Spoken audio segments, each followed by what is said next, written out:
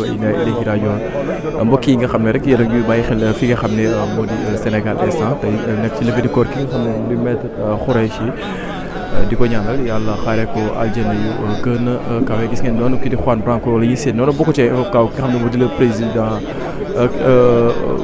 wala ne Bassirou Diomaye Faye ki nga xam ne moo di Ousmane Sonko Branco mooy ànd ak ki nga xam ne moo di Clédor ñu may dox noonu vraiment ñoom ñëpp ñëw ci li nga xam ne mën naa ne moo di levée du corps di ko ñaanal bu baax ba di ko jaale tamit ki nga xam ne mën naa ne moo di Khalifa rappeur ñu ngi ko jaale bu baax a baax gis nga leen noonu képp koo xam ne rek mën naa ne la mbokkam ko woon vraiment ay mbokki avocat ñoom même gis nga leen ñoom ñëpp ñëw nañ fi nga xam ne mën naa ne moo di ci fi nga xam ne moo di levée du corps donc on avance pour mën a am yenn ci li nga xam ne mën naa ne moo di li nga xam ne moo di ay témoignage li nga xam ne mën naa ne vraiment moo di ay témoignage ki nga xam ne mën naa ne moo di maître Khoureychi ba gis nga leen noonu ñëpp ngi noonu déjà ay seede yu rafet vraiment la ñu fiy dégg na Juan Branco ngeen di seen noonu ki di Juan Branco moom ngeen di seen noonu Juan Branco moom ngeen di seen noonu ngeen di ci ay soxnaam aussi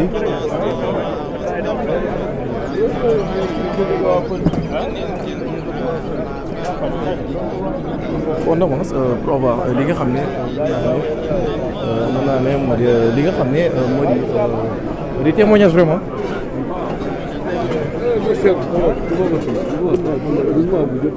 S'accompagner de la bonté, ce qui est malheureusement dans les terres peuplées par le pouvoir quelque chose de particulièrement rare.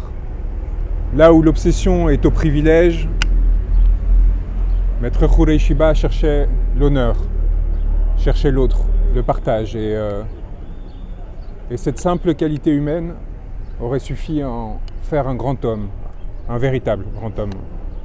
La générosité s'accompagnait d'un rapport à la langue, à la pensée. Et ce sont ce rapport à la langue et à la pensée qui l'ont amené à la lutte. Parce qu'il n'est pas possible, en un monde comme le nôtre, où l'injustice demeure comme si c'était son domaine, de ne pas lutter lorsque l'on pense et lorsque l'on maîtrise comme il le faisait ce rapport au droit et à l'œuvre qui est celle des avocats. Alors, ma présence ici était une évidence, une nécessité, aux côtés de mes confrères qui vaillamment se sont battus pour un idéal, pour une idée, et qu'il appartient désormais aux autorités de concrétiser et de se montrer à la hauteur des sacrifices que cet homme et tant d'autres ont mis en œuvre pour les porter en position de défendre le peuple sénégalais. Je vous remercie. Merci. Pour les actions sur l'homme que notre confrère disparu. Bon, moi je suis venu aussi m'associer à la tristesse de sa famille, m'associer également à la tristesse des opprimés, à la tristesse de la justice, puisque effectivement, comme le disaient les titres, les grands titres, la justice et les opprimés sont en deuil. Nous sommes venus ici aujourd'hui célébrer non pas l'homme, mais célébrer les valeurs de justice, les valeurs de dignité, de droiture, de dignité de ce grand homme. Les valeurs qu'il portait nous ont fait rencontrer Khoureychi. J'ai eu le privilège de passer beaucoup de temps avec lui lorsque j'étais de passage ici au Sénégal. Et il est évident que sa disparition constituera pour moi, comme des millions de Sénégalais, une perte, un vide. Voilà ce que je peux dire concernant ces grands hommes. Mais son héritage moral, son héritage professionnel trouvera sans doute d'autres combattants qui veilleront à ce que son héritage soit respecté et honoré. Merci. C'est pourquoi je suis là aujourd'hui pour lui rendre hommage. Yal na ko Yàlla yërëm, yal na ko xare aljana. Mais wax nañu ko ku dëggu la, ku farlu la ci liggéeyam, ku am sentiment bu rëy pour son pays, pour le Sénégal.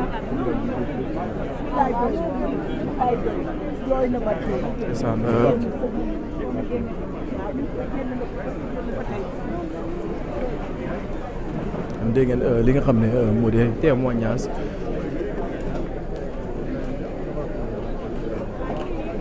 voilà vraiment témoignage di ko joxe noonu mu nekk vraiment lu doy waar.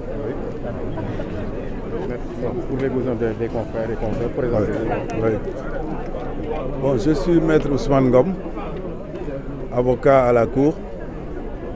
Et le reste, bon, peut-être vous le savez.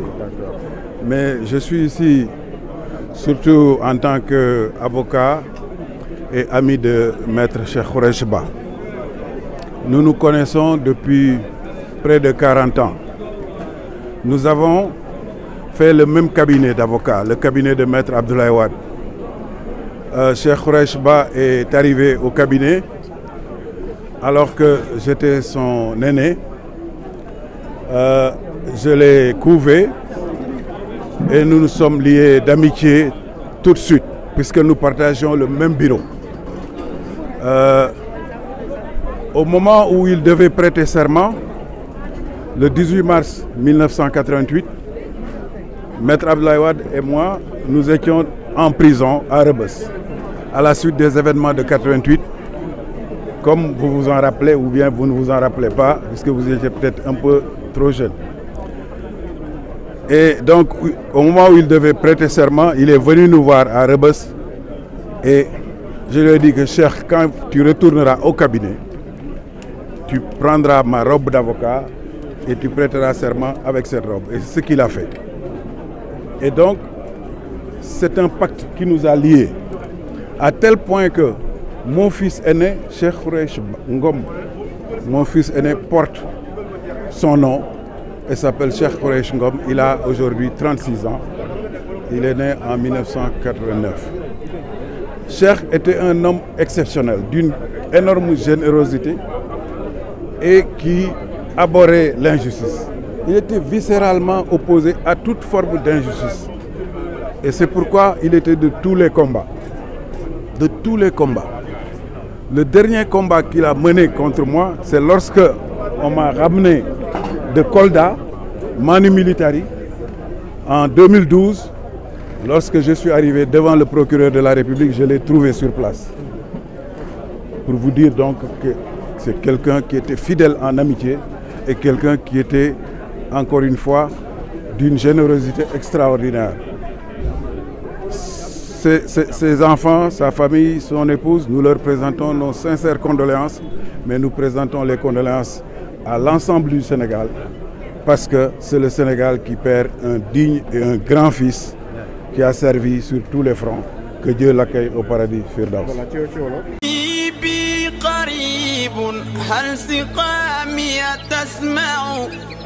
يقابلني يوم المقفى المشفع أراني إذا ما جئت يوما محمدا تحقق آمالي كما أتوقع محمد خير العالمين وسيلتي أتاك خديم ضارع يتشفع